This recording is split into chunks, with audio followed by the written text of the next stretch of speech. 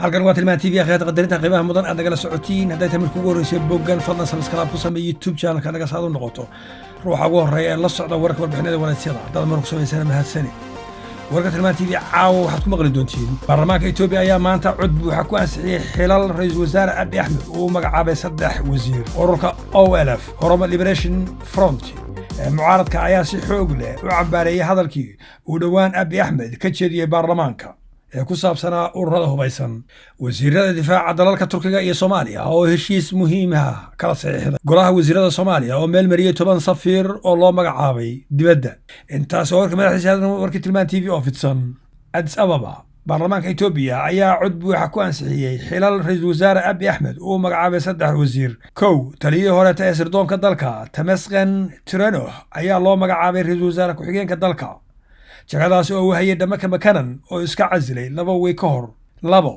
waxa wasiirka arrimaha dibadda loo magacaabay Taye Ataske Salase oo hore u ahaan jiray safiirka qaramada midoobay ee dalka Itoobiya waxaana jagadan hore u hayay Dhamaka Makanan oo isku hayay jagada ku-xigeenka ra'iisul wasaaraha iyo wasaaradda arrimaha dibadda ayaa labadii jagaba iska casilay Dhamaka Makanan ayaa labada xil isku hayay ilaa iyo sanadkii 2012 wasaaradda caafimaadka waxaa loo magacaabay haweeney la dhaho Makades Daba ra'iisul wasaaraha ayaa wuxuu magacaabay Ridwaan Xuseen oo uu magacaabay madaxa agaasimaha hay'adda sirdoonka ee dalka Itoobiya Ridwaan Xuseen ayaa ahaan jiray la taliyaha dhinaca amniga ee dalka Itoobiya ra'iisul wasaaraha dalka Ridwaan ayaa hore u soo qabtay xilal kala ah wasiirka dawladaha wasaaradda arrimaha dibadda iyo la taliyaha dhanka ammaanka ee ra'iisul wasaaraha dalka Itoobiya Abiy Ahmed dadka falanqeeya siyaasadda ayaa waxay ku tilmaameen ra'iisul wasaaraha dalka Itoobiya inuu isku wareejiyay dad isaga daacad u ah iyadoo markaasi dagaalana ay ka socdaan kililka xabashida kililka oromada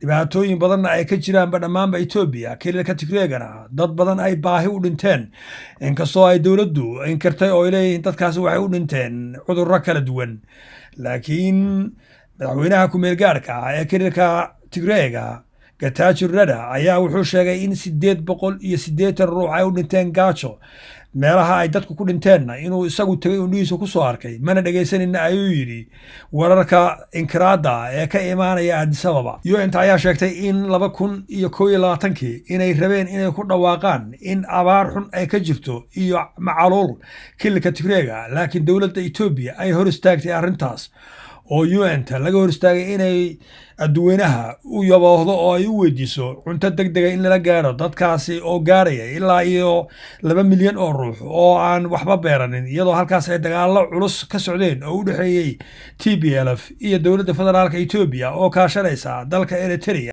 ururka OLF Oromo Liberation Front ee mucaaradka ayaa si xoog leh u cambaareeyay hadaladii uu dhawaan ra'iisul wasaaraha dalka Abiy Ahmed ka sheegay baarlamaanka ee ku saabsanaa ururada hubaysan xisbiga OLF ayaa dawladda Abiy Ahmed ku eedeysay inay ka baxday qodobadii heshiisyadii Asmara ee 2018 warmartiyeed uu ururku soo saaray ayuu ku xusay in dhaqdhaqaaqyadii xubnahooda la xanibay isla markaasina xafiisyadii ay wadanka ku lahaayeen albaabada la isugu dhuftay ururka ayaa intaasi ku daray in madaxdoodii xabsiga la dhigay isla markaasina garabkoodii militariga OLA waa Oromo Liberation Army weerar lagu qaaday Abiy Ahmed ayaa ka sheegay baarlamaanka in OLF Oromo Liberation Front aan lala gelin heshiis mudnaan gaara la siinayo balse dawladdu la gashay heshiisyadii jabhadihii kaleeto lala galay ee ay ku soo galeen dalka ay hubkana ku dhigeen wuxuuna intaa ku daray in madaxdii dawladdu heshiiska la gashay ay badankooda ku sugan yihiin Addis Ababa isla markaasina xilal kala duwan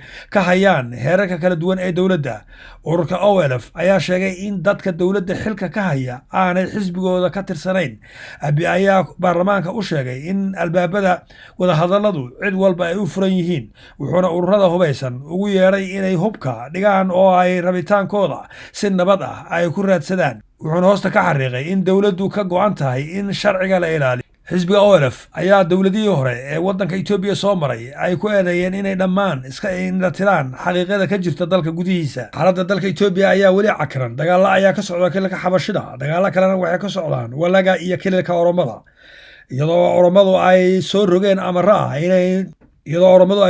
amar ah in baabuurta aysan geli karin Addis Ababa oo ay gubeen baabuur xamuul ah iyo baabuur kaleeto oo basasa oo u socday magaalada Addis Ababa halkaasi oo dhibaatooyin badan ay kala kulmeen dadkii u kala socday gobollada iyo Addis Ababa. waxaa kaloo dagaalo kale ay ka socdaan iyagana xiriirka xabashida oo ay meelo badan ay sheegeen xagjirka Fano inay qabsadeen magaalooyin welina dagaalka ay wadaan.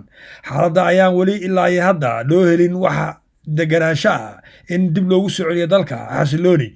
ra-iisul wasaaraha dalka ayaa madax kala duwan u kala diray dhammaanba kililada si loola hadlo shacabka loona dejiyo arrinta. madaxda loo diray kililada ayaa waxaa ka mid ahaa madaxweynaha dowlad deegaanka Soomaalida Mustafa Cumar oo loo diray kilka xabashida, Shamiles oo madaxweynaha kilka Oromada oo Oromo loo diray, iyo Axmed Shide oo loo diray Sidaama. haddii wararkii Soomaaliya, wasiirka wasaaradda gaashaandhigga xukuumadda federaalk Soomaaliya Cabdiqaadir Maxamed Nuur Jaamac ayaa magaalada Ankara ee dalka Turkiga heshiis kula saxiixday dhiiggiisa dalkaasi Yasar Guler oo ah wasiirka difaaca dalka Turkiga. labada wasiir ayaa sidoo kale kala saxiixday heshiis muhiim ah oo la xiriira dhinaca difaaca iyo dhaqaalaha. wasiirka Soomaaliya Cabdiqaadir Maxamed Nuur ayaa uga mahad celiyay dowladda Turkiga taageerada walaalnimo ah ee mar walba ay la garab taagan yihiin shacabka iyo dowladda Soomaaliya. heshiiskan ayaa wuxuu ku soo aadayaa iyadoo oo muran badan ka taagan yahay heshiiskii ay kala saxiixdeen maamulka Somaliland iyo dalka Ethiopia. iskaashigan dhinaca difaaca iyo dhaqaalaha ayaa wax ka bedeli kara xaaladda murugsan ee u dhaxaysa Soomaaliya iyo Ethiopia ee ku saabsan heshiiskaas.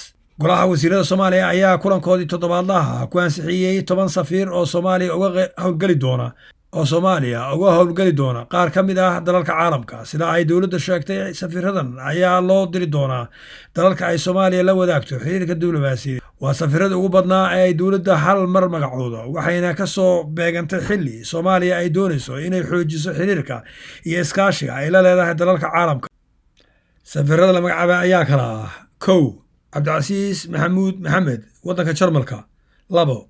Cabdulaahi Maxamed Sheekh Cabdulaahi, waddanka Ciraaq. 3.